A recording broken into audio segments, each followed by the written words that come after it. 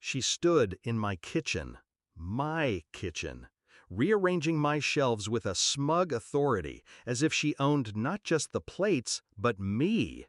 And she wore my clothes, a silk blouse I'd bought with my first paycheck.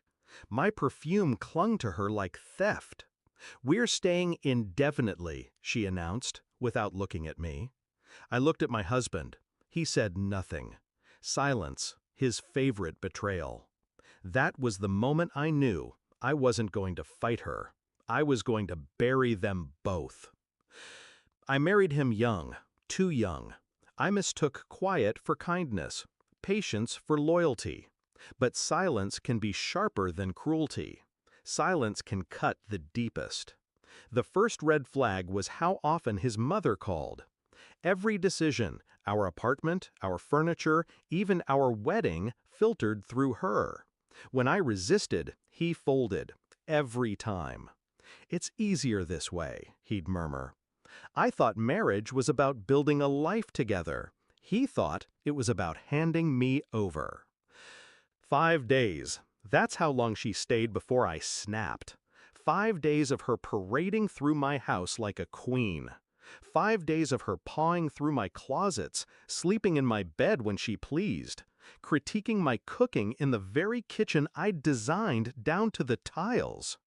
5 days of his silence, his refusal to defend me. I didn't argue. I didn't scream. I smiled, nodded, played the obedient hostess. Inside, I was cataloging every insult, every trespass, every weakness. On the third night, while she soaked in my bath with champagne in hand, I walked into the garage. His car, paid off with my money. The deed to the house, also mine, bought before the marriage, my name alone. Every bill, every payment traced back to me. He had contributed nothing. They thought they were suffocating me in my own home. They forgot whose name was on the deed. On the 5th morning, I woke up before dawn. I stood in the kitchen she had rearranged, looking at the new placements. Glasses where the plates should be, spices hidden behind canned goods. A mess of someone else's order imposed on mine. And I laughed. That laugh was freedom, because in that moment I stopped being their victim. I became their executioner. It was simple. First, I packed a single bag, essentials only, passport, documents, cash I had saved over years of being underestimated. Second, I called my lawyer, quietly, efficiently. I wanted separation papers filed by the end of the week. No warning, no discussion. Then I called the bank, froze every joint account, transferred my private funds to an untouchable trust.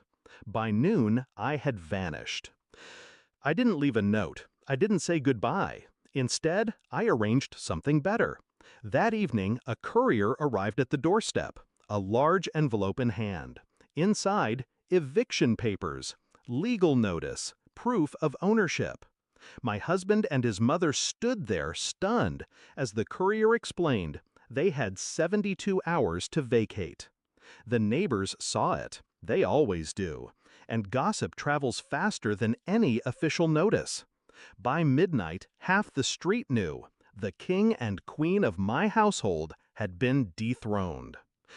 He called, of course. At first, the voice of a child caught misbehaving. "Why didn't you tell me? We could have worked this out." Then, the rage of a man stripped bare. "You can't do this to me. This is my home." I let him scream, let him spit words he could never retract. And then, when he paused for breath, I said the only truth that mattered. It was never your home. Not once. And I hung up.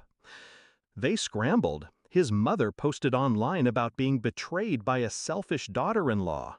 But screenshots of her wearing my clothes, lounging in my house, spread just as quickly. He tried to convince the neighbors it was a misunderstanding. But no one believed a man who had lived off his wife's back and let his mother reign in her place. 3 days later, they were gone. The house was mine again. Silent, empty, but not lonely. Sometimes I sit in that kitchen, the one she tried to remake. I run my fingers along the shelves, each item back where I placed it. Order restored. The neighbors still whisper about the day the courier came, how the queen and her silent prince were toppled in front of everyone. But I don't care what they say. What matters is what I reclaimed. My house, my life, my name. Revenge delivered. And for the first time in years, peace.